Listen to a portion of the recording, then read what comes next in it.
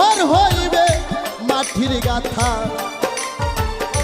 2.5 হাত তার গভীরতা, 3.5 হাত ঘরের মাঝখানি। ঘরের নাই বিছানা নাই রে বাতি, পাইবা না কই স্বামী।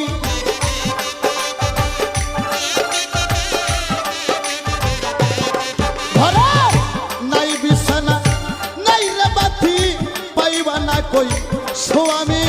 পালকি আইলো নায়র যাইবানি, আরে শুনছনি বউ শুনছনি রে ও সোনার বউ, শুনছনি পালকি আইলো নায়র যাইবানি।